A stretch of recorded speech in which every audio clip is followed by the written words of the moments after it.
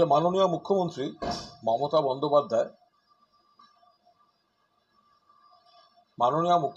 মমতা বন্দ্যোপাধ্যায় বাংলাদেশ নিয়ে এই বিষয়ে কাল সংক্ষিপ্ত যে পর্যবেক্ষণ দিয়েছিলেন তাকে সম্পূর্ণ বিকৃত করে মিথ্যা অভিযোগ আনছে বিজেপি। তাদের নেতা রবিশঙ্কর প্রসাদ তিনি সাংবাদিকদের যা বলেছেন তা পুরোদস্তুর একটি বিকৃত, উদ্দেশ্যপ্রণোদিত এবং মানুষকে বিভ্রান্ত করার জন্য এই ধরনের স্টেটমেন্ট দেওয়া হচ্ছে।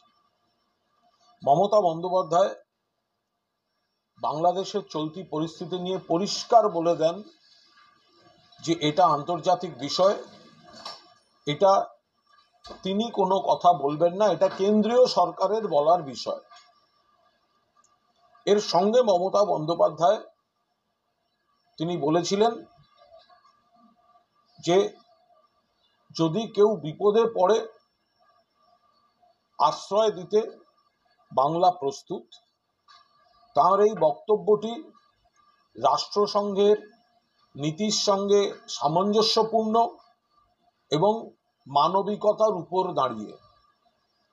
বিজেপি এখানে সম্পূর্ণ মিথ্যাভাবে বলছে যে মমতা বন্দ্যোপাধ্যায় যেটা বলেননি সেইটা মমতা বন্দ্যোপাধ্যায়ের মুখে বসানো হচ্ছে। মমতা বন্দ্যোপাধ্যায় বলেছেন যারা বিপদে পড়েছেন বাংলা দরকার হলে আশ্রয় দিতে প্রস্তুত।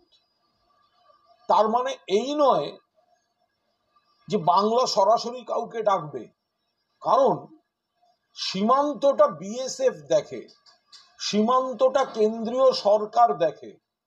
মমতা বন্দ্যোপাধ্যায় নিশ্চিতভাবে বলেছেন যে বিষয়টা আন্তর্জাতিক বিষয়, আমি বলবো না, কেন্দ্রীয় সরকার বলবে।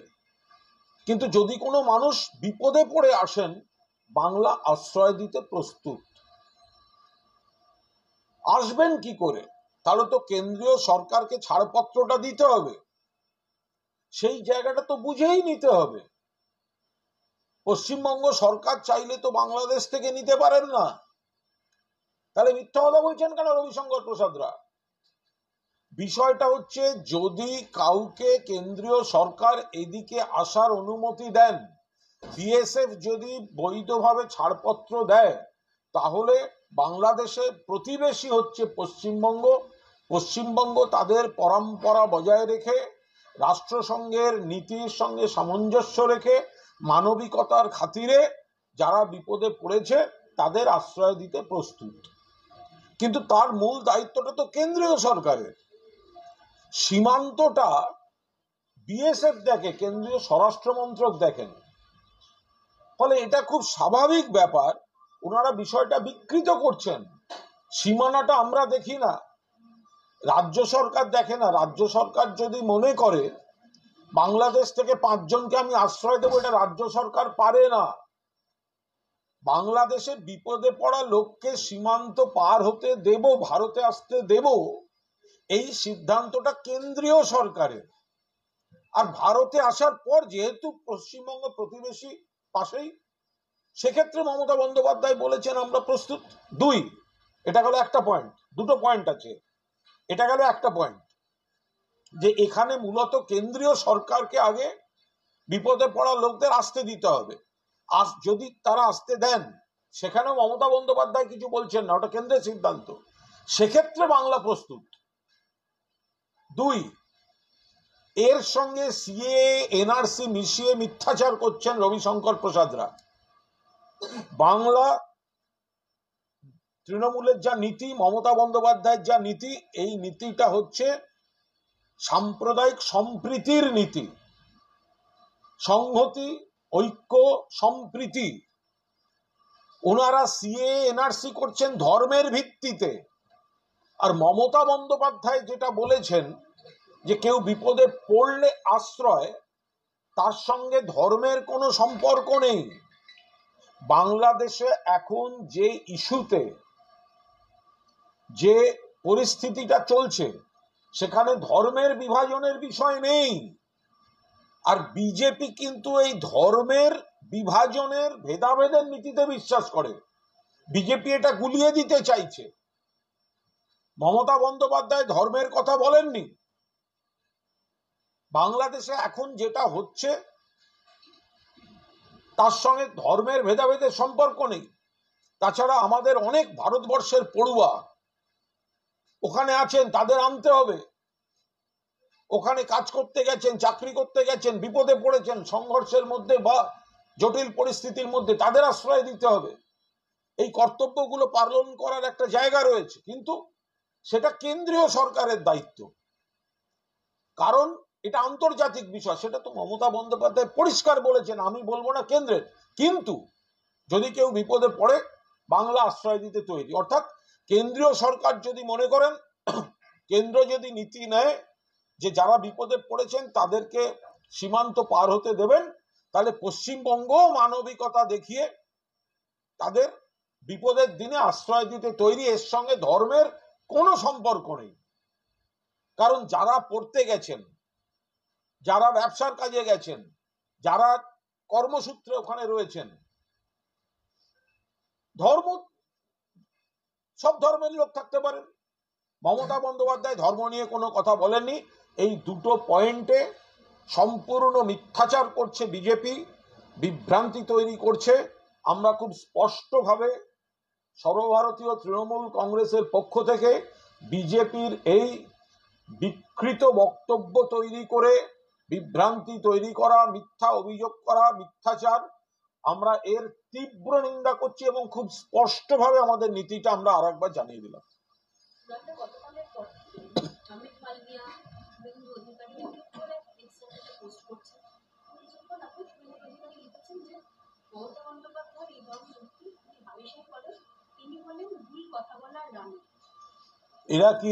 এরা কি রাজনীতি করেন না? এরা কি বোঝেন না যে বাংলাদেশ থেকে যদি ভারতে আসতে হয় তার একটা আন্তর্জাতিক সীমান্ত রয়েছে, সেটা ওদের পার্টি, এই অমিত মালব্য আর রাজ্য বিজেপি নেতাদের পার্টি, কেন্দ্রীয় সরকার, অমিত শাহ নেতৃত্বে স্বরাষ্ট্র মন্ত্রক, তাদের হাতে রয়েছে। তাহলে এই টুইটগুলোর মানে কি? অমিত মালব্য বা রাজ্য বিজেপি নেতাদের এই টুইটগুলোর মানে কি? যদি ভারত সরকার সিদ্ধান্ত নেয় যে যারা বিপদে পড়েছে তাদেরকে উদ্ধার করে আনা, অনেক ভারতীয় পড়ুয়া সবাই ওখানে কর্মসূত্রে থাকতে পারেন, কোনো মানুষ বিপদে পড়তে পারেন, সেক্ষেত্রে পশ্চিমবঙ্গ আশ্রয় দিতে প্রস্তুত। কারণ পশ্চিমবঙ্গ প্রতিবেশী। এর সঙ্গে ধর্মের সম্পর্ক কি? এর সঙ্গে অন্য কিছু সম্পর্ক কি? পশ্চিমবঙ্গ যারা টুইট করছেন তারা তো এইটুকু অন্তত জ্ঞানগম্যী থাকবে যে বাংলাদেশ থেকে পশ্চিমবঙ্গে আনার এখতিয়ারটাই পশ্চিমবঙ্গ সরকারের নেই। কারণ সীমান্তটা হচ্ছে 50 কিলোমিটার, 50 কিলোমিটার। এটা কেন্দ্রীয় সরকারের বিএসএফ এর হাতে। ফলে প্রাথমিক সিদ্ধান্তটা তো কেন্দ্রীয় সরকারকে নিতে হবে। পশ্চিমবঙ্গ সরকার শুধু মানবিক মুখটা দেখিয়ে রাখলো, পশ্চিমবঙ্গ সরকার মানবিক মুখটা দেখিয়ে রাখলো। এর বাইরে আন্তর্জাতিক সীমান্ত ওরিয়েন্টেড যে রীতি নীতি বিধি নিষেধ, সেগুলো কেন্দ্রীয় সরকার দেখবে। সেটা হচ্ছে যে আরএসএস এর কাজে বাধা নেই সরকারি কর্মীদের, এবং 58 বছরের যে পুরনো নিষেধাজ্ঞা তা তুলে নেওয়া হলো। মানে এর ফলে কাজে মানে ওদের যুক্ত করার ক্ষেত্রে এখন অনুমতির প্রয়োজনই হবে না। এটা আমার মনে হয় যে এই বিষয়টা তো ছিলই। আরএসএস যে বিজেপির অন্তরাত্মা, এটা তো প্রতিষ্ঠিত সত্য। আরএসএস যে বিজেপির অন্তরাত্মা, এটা তো প্রতিষ্ঠিত সত্য। ফলে কাগজে কলমে কি অনুমতি দিল আর কি না দিল তাতে কি এসে যায়? আরএসএস ও চলছে, আরএসএস বিজেপিকে কন্ট্রোল করছে, বিজেপির পরিপূরক আরএসএস, আরএসএস এর নীতি বিজেপির হাত দিয়ে প্রয়োগ হচ্ছে, এগুলো তো চলছেই। এরপরে সংঘ পরিবারকে সন্তুষ্ট করার জন্য যদি বিজেপি নেতারা কোনো কিছু করে থাকেন, সরকারকে দিয়ে কিছু করিয়ে থাকেন, সেগুলো সব তাদের ঘর সংসারের বিষয়। এই যে মানে হিন্দুত্ববাদী সংগঠনের এই নিষেধাজ্ঞা, এটা তুলে নেওয়ার অর্থ কি নয় মানে সরকারি কাজকর্মেও আসলে আরএসএস এর যে প্রভাব বা সরকারি কর্মীদেরকে কার্যত বাধ্য করা? দেখুন, ওরা তো এটা নিয়েই চলে, এই উগ্র হিন্দুত্বের বিকৃত লাইনে চলে। আসল হিন্দুত্ব বলতে যা বোঝায় বিজেপি তো সেই হিন্দুত্ব করে না, সেটা তো আরএসএস করে না। ওরা উগ্র হিন্দুত্বের বিপণন করে মানুষকে বিভ্রান্ত করার জন্য। হিন্দুত্ব, সনাতনী হিন্দুত্বের যে দর্শন, সেটা তো বিজেপি নয়। বিজেপির তো হচ্ছে ভোট দর্শন, বিজেপির তো হচ্ছে মানুষকে ভুল বোঝানো এবং তাতে আরএসএস কে ব্যবহার করা। তো সেটাই ওরা আরো বেশি করে করতে চায়, এর থেকে সেটাই প্রমাণ হচ্ছে। না, কিন্তু আপনারা বা বিজেপি বিরোধী বিভিন্ন দল বিভিন্ন সময় অভিযোগ রেখেছে যে সরকারি কাজকর্মে ওরা যে ধরনের প্রভাব খাটায় সেটা যথাযথভাবে থাকে না এবং বিভিন্ন সময় এর অসুবিধাও হয়েছে। এরপর তো কর্মীদের মধ্যে সেটা মানে একটা খোলার জায়গাতে চলে যাবে। না না, আমি তো বলছি যে এই কাজগুলো ওরা করেই থাকে। এখন সেটা যেটুকু আনুষ্ঠানিক ওই সবুজ সংকেতের বিষয় ছিল, সেই বিধিনিষেধটুকুও তুলে দিয়ে লাগাম ছাড়া পর্যায়ে গোটা বিষয়টা নিয়ে যাবে, এটাই তো বিজেপির অন্তরাত্মা। এই সরকারের অন্তরাত্মা হচ্ছে আরএসএস। বিজেপি উগ্র হিন্দুত্বের একটা বিকৃত মার্কেটিং করে। আসল হিন্দুত্ব, পরধর্ম সহিষ্ণুতা, সনাতনী হিন্দুত্বের যে মূল বার্তা, সেটা বিজেপি মানে না। এবার যে উগ্র হিন্দুত্বটা নিয়ে তারা পথ চলতে চায়, আরএসএস কে আরো ছাড়পত্র দিয়ে সেটার মধ্যে সরকারি স্ট্রাকচারটাকে আরো বেশি প্রভাবিত করার জন্য তারা যা যা করার করছে। দিলীপ ঘোষের একটা মন্তব্য নিয়ে একটা বিতর্ক তৈরি হয়েছে। দিলীপ ঘোষ বলছেন যে আমরা সংগঠন জানি, আন্দোলন জানি, কিন্তু ভোট করাতে জানি না। এই একই কথা অর্জুন বাবু ও দিলীপ ঘোষ। ওটা আগে দিলীপ ঘোষ দিলীপ ঘোষ বলছেন, এবং সুকান্ত মজুমদার বলছেন যে জন্মেই দেবে সব কিছু জানে না। এইসব দেখুন, আসলে হচ্ছে নাচতে না জানলে উঠোন বাঁকা। যখন ওনাদের কয়েকজন কিছু ভোট বেড়েছিল, কিছু আসন বেড়েছিল, উনি নিজে জিতেছিলেন, তখন তো বলেননি যে আমি ভোট করতে জানতুম না, আমরা ভোট করতে জানি না। তো যখন ওনারা কিছু ভোট পেয়েছিলেন, কিছু আসন পেয়েছিলেন, তখন ওরা ভোট জানতেন। আবার হেরে গেছেন, এখন ভোট জানেন না। এগুলো হচ্ছে ঘর সংসারের ওদের শরিকি বিবাদ হচ্ছে, ঘর সংসারের শরিকি বিবাদ হচ্ছে। ফলে ভোট জানি না, ভোট কি করে করতে হয়। আমি সুকান্ত মজুমদারের একটা স্টেটমেন্ট দেখলাম, বিজেপি নতুন দল। বিজেপি নাকি নতুন দল। এর আগে তো পশ্চিমবঙ্গে বিজেপি ছিল না। সুকান্ত মজুমদার সভাপতি হওয়ার পর না বিজেপি তৈরি হয়েছে, এটা কেউ বিশ্বাস করবে? বলছে বিজেপি নতুন দল, আমরা এখনো শিখিনি। বিজেপি নতুন দল, হাঁটি হাঁটি পা পা নাকি ওরা, সবে বাবুরা জন্মেছে নাকি? আরে বিজেপি দীর্ঘদিন ধরে আছে, হেরেছে, ছাপ ফেলতে পারেনি। সিপিএম কমে গিয়ে সিপিএম এর কিছু লোক বিজেপিকে ভোট দিয়েছে, তাতে বিজেপির কিছু রমরমা দেখা গেছে, সেটাও এখন কেটে যাচ্ছে ভাটার টান। এখন দিলীপ বাবু এক কথা বলছেন, সুকান্ত বাবু এক কথা বলছেন, শুভেন্দু বাবু এক কথা বলছেন। আমি আবার বলছি, সুকান্ত মজুমদার একজন উচ্চশিক্ষিত অধ্যাপক, জেনুইন ভদ্রলোক, ভালো লোক। সুকান্ত মজুমদার উচ্চশিক্ষিত অধ্যাপক, জেনুইন ভদ্রলোক, ভালো লোক, গাছপালা টাছপালা ভালো চেনেন। আর দিলীপ ঘোষ তার থেকে অনেক বড় নেতা, অনেক বড় নেতা দিলীপ ঘোষ সুকান্ত মজুমদারের থেকে।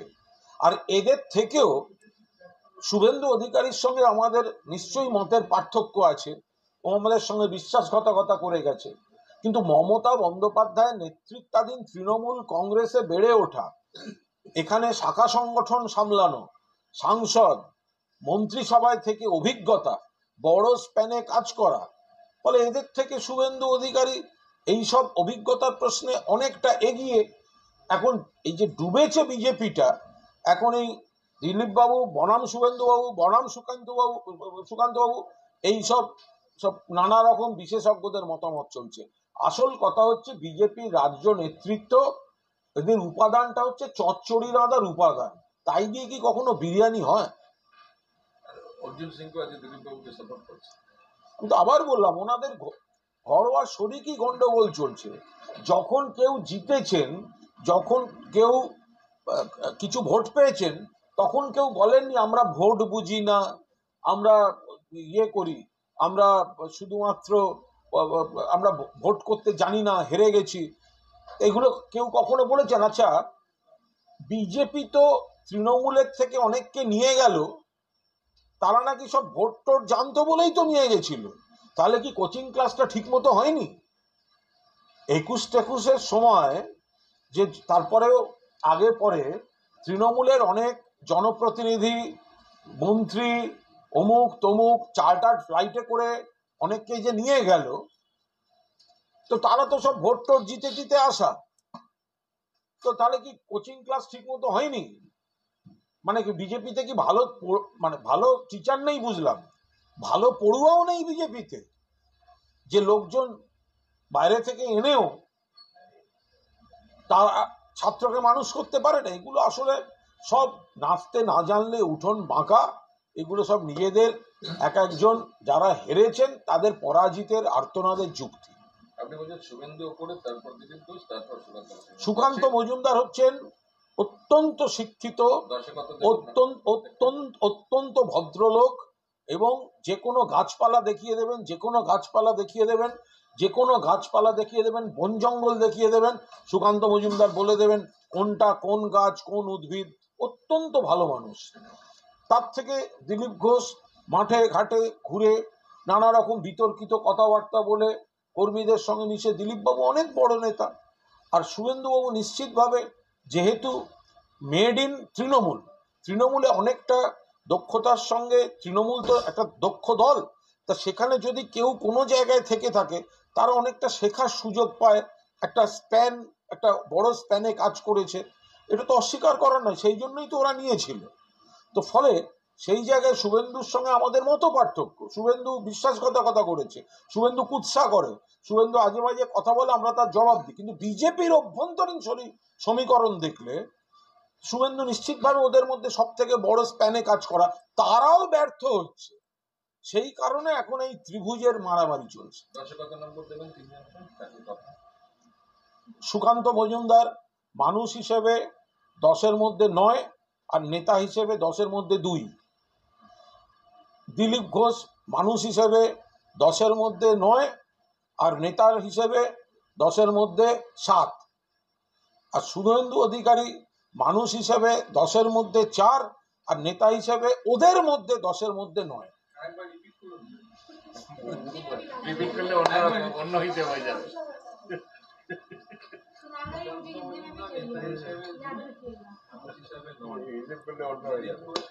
পানিহাটিতে আপনি 21শে জুলাই, কালকে এত কিছু বলার পরও পানিহাটিতে আজকে যা হচ্ছে, পানিহাটিতে দুর্ভাগ্যজনক গন্ডগোল একটা হয়েছে। কেন হয়েছে, কি হয়েছে, স্থানীয় নেতৃবৃন্দ দেখছেন, রাজ্য নেতৃত্ব নজর রেখেছেন, জেলা নেতৃত্ব জায়গাটা দেখছেন। যে ঘটনাটাই দেখা যাচ্ছে একেবারেই বাঞ্ছনীয় নয়, অবাঞ্ছিত ঘটনা। যে বা যারাই করে থাকুক ঠিক কাজ করেনি, সেটা জেলা নেতৃত্ব হস্তক্ষেপ করেছেন, দেখছেন। কালকে কালকে অভিষেক বন্দ্যোপাধ্যায় বলছেন যে যাদের দম বন্ধ হয়ে গেছিল আবার ফিরে এসছেন, তাদের ছড়ি ঘোরাতে দেবো না।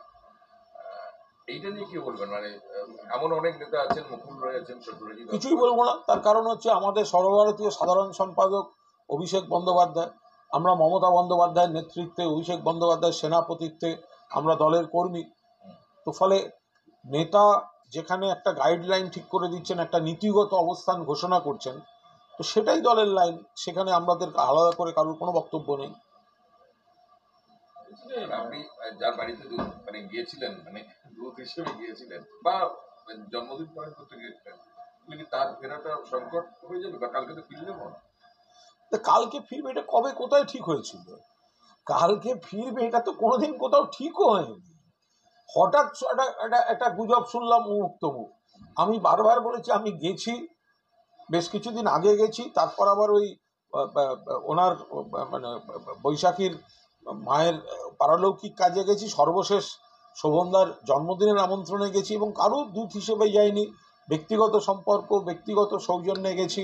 আমি আবার আগেও বলেছি, আবার বলছি, শোভন চট্টোপাধ্যায় মমতা বন্দ্যোপাধ্যায়ের ঘরানার একজন নেতা, মমতা বন্দ্যোপাধ্যায়কে তিনি নেত্রী এবং দিদি মনে করেন, মমতা বন্দ্যোপাধ্যায় তাকে স্নেহ করেন, কিন্তু দলে টেকনিক্যালি আসা না আসার ব্যাপারটা বা এলেও কবে কি, এটা সম্পূর্ণভাবে মমতা বন্দ্যোপাধ্যায়ের সিদ্ধান্ত। এখানে কোনো কথা বলার এখতিয়ার আমাদের নেই।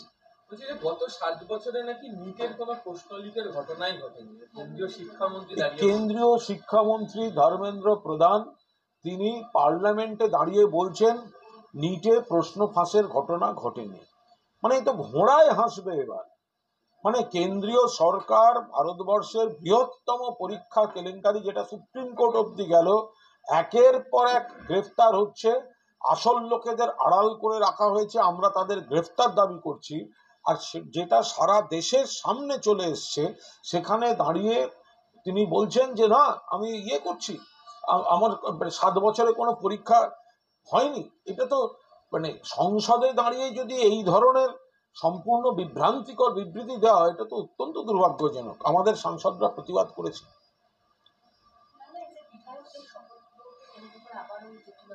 কোনো জটিলতা নেই, বিধায়কদের শপথ আগেও হয়েছে, ভবিষ্যতেও হবে, আগামীকালও হবে। আবার রাজ্যপাল, মহামান্য রাজ্যপাল, তিনি যদি একটা নন ইস্যুকে ইস্যু করতে চান তার প্রবলেম।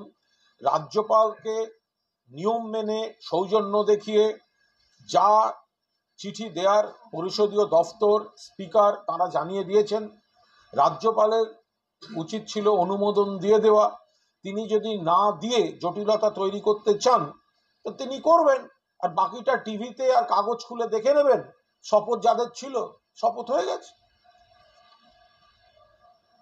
জয়প্রকাশ মজুমদার বলছেন যে ওর জন্য আবেদন করতে হবে, এটা কি আপনি কি মনে করেন? রাজ্যের সভাপতি বলছেন। আমি বলতে পারলুম না, এ বিষয়ে আমার কোনো মন্তব্য নেই। এ বিষয়ে আমার মানে কোন রকম কোনো মন্তব্য নেই। আমি এখনো বলছি, এখনো বলছি, সেদিনও বলেছি, বিজেপির 2 সাংসদ আসতে চান, 21শে জুলাইতে আসার ইচ্ছা ছিল, ঘনিষ্ঠভাবে আমাদের নেতা নেত্রীদের সঙ্গে যোগাযোগ রাখছেন, কিন্তু যেহেতু সবে তারা সাংসদ নির্বাচিত হয়েছেন, ফলে আরো কিছু টেকনিক্যাল জটিলতাকে অ্যাভয়েড করার জন্য আপাতত তাদের ধৈর্য রাখতে বলা হয়েছে। পুরো যোগাযোগ আছে, তারা আপাতত বিজেপিতেই থাকছেন। ঠিক যথাসময়ে আমাদের নেতা নেত্রীদের চূড়ান্ত সবুজ সংকেত গেলে দেখতে পাবেন কি হবে। কারা তারা সেই নিয়ে কোনো মন্তব্য করছি না।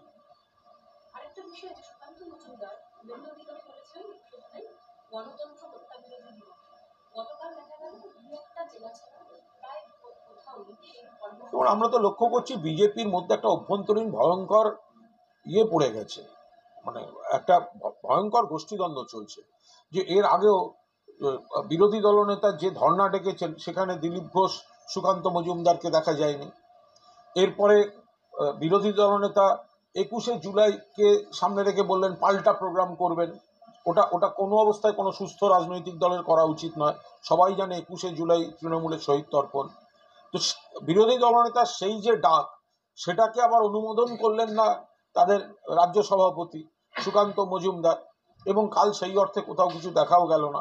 এখনো তো শুনছি আজ বা কাল তাদের যে 2-1টি কর্মসূচি নাকি ডাকা আছে, সেখানেও সকলকে একসঙ্গে যাবে না। আমি শুভেন্দুবাবুকে অনুরোধ করবো একটা গানের মাস্টারমশাই রাখতে, ওনাকে একটা গান তুলতে হবে, যদি তোর ডাক শুনে কেউ না আসে তবে একলা চলো।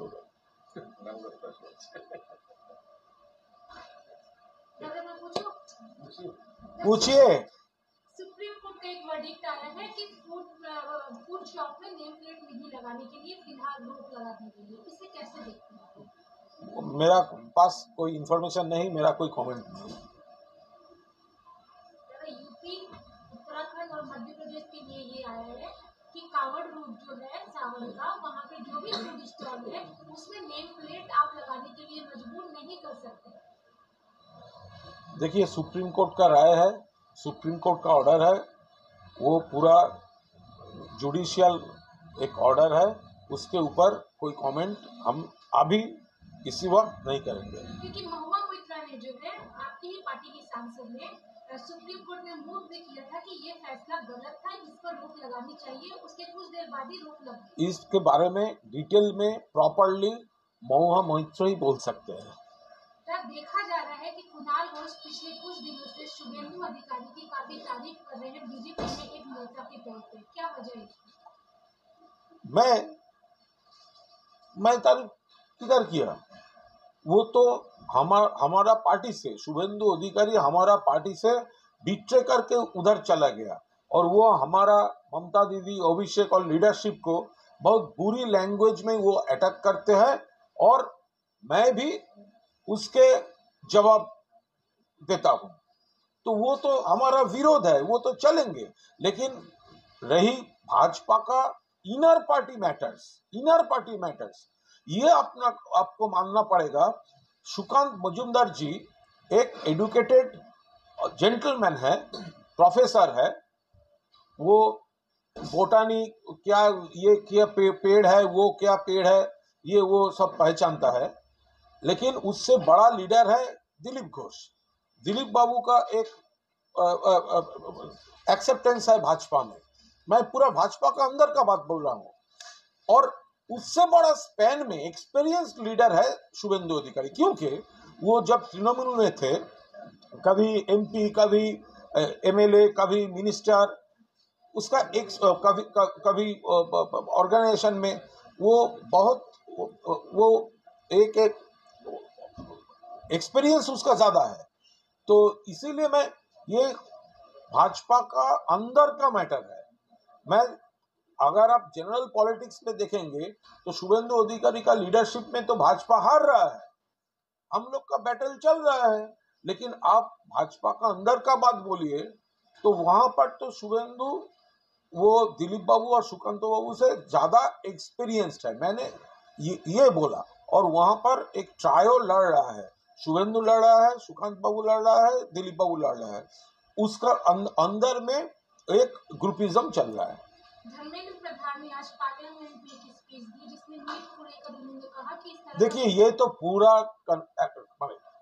वो पूरा कंफ्यूज कर रहा है, पूरा देश को कंफ्यूज कर रहा है। सब लोग जानते हैं नेट में क्या क्या हुआ, ये पेपर लीक हुआ, सुप्रीम कोर्ट अरेस्ट पूरा हो रहा है, और ऑनरेबल मिनिस्टर पार्लियामेंट में बोल रहा है कुछ भी नहीं हुआ।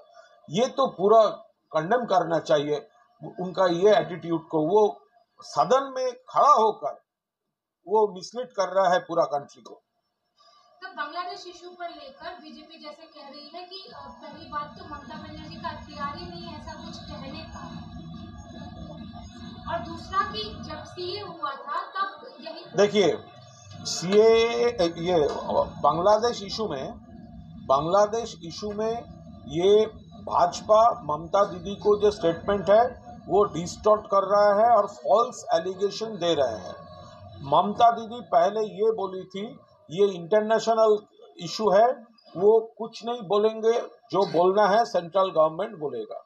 उसके बाद ममता दीदी वो ऐड कर दिया कि अगर कोई प्रॉब्लम में पड़ गया, अगर कोई आया तो हम वो शेल्टर देने के लिए तैयार हो। अब देखिए आएगा कैसे, ये पॉलिसी डिसीजन तो सेंट्रल गवर्नमेंट को लेना होगा, क्योंकि ये जो बॉर्डर है बंगाल सरकार का राइट नहीं है किसी को घुसने देने के लिए। वो बॉर्डर बीएसएफ के है, सेंट्रल गवर्नमेंट के है। बोलना ये है कि अगर सेंट्रल गवर्नमेंट कोई डिसीजन लेते हैं किसी को शेल्टर देने के लिए और अलाउ करते हैं बॉर्डर के इस पर आने के लिए, तब नेबर होने के खातिर बंगाल रेडी है प्रोटेक्शन देने के लिए। इससे कोई धर्म का बात नहीं है, इससे सीएए एनआरसी जैसा धर्म का बात नहीं है, क्योंकि बांग्लादेश में आज जो चल रहा है उसके साथ धर्म का कोई लेना देना नहीं है। ममता दीदी क्लियर करके ये बताया, और भाजपा वो डिस्टर्ट कर रहा है और फॉल्स एलिगेशन दे रहा है। Thank you. কোথায়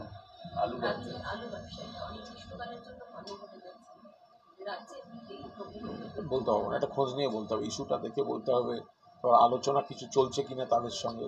আপনি তিন নেতাকে নম্বর দিচ্ছেন, সৌগতরা সেদিন বলছিলেন যে ইয়ে ঠিক পথই আছে সুকান্ত, কারণ অন্য দল করেনি, RSS ঘরানার লোক, হ্যাঁ, ও ঠিক পথে আছে দেখুন সৌগত তুলনায়।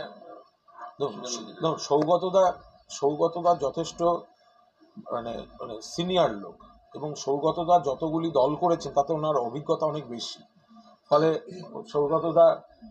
সৌগতদার কথা কাটার যোগ্যতা আমার নেই।